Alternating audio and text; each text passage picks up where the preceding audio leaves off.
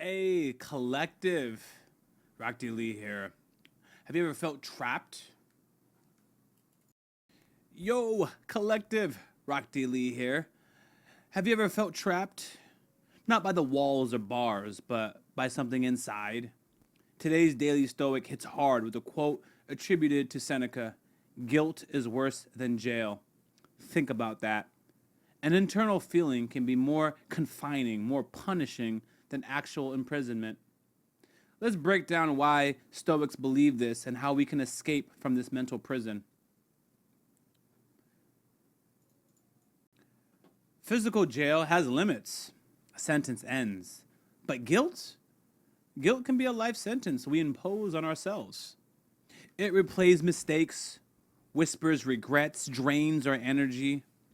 Look at a character like Konrad Curze from 40K. His precognitive visions, his brutal actions, they trap him in a cycle of perceived destiny and self-loathing. He becomes the monster he fights, imprisoned by his own nature and the guilt stemming from it, arguably more than any external force that could confine him. Or Rudeus Greyrat, another great philosopher, by the way, his past life's regrets and mistakes constantly haunt him, creating internal barriers and anxieties he has to fight against, even with all the power and opportunity of his new life. Seneca understood that external circumstances, even harsh ones like exile or imprisonment, don't have to crush our spirit if our conscience is clear. But a guilty conscience? That follows you everywhere. It poisons the present moment. It's an internal tormentor, constantly reminding you of past failings. That's far worse than prison than any physical cell. That's far worse prison than any physical cell.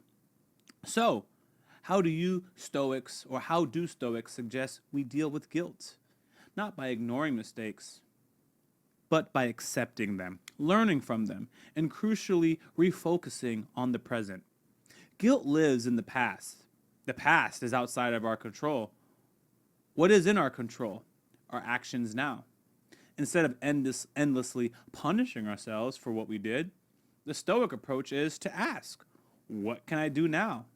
How can I act virtuously now? Can I make amends? Can I learn the lesson? Can I choose differently going forward? This shifts the focus from passive suffering to active improvement.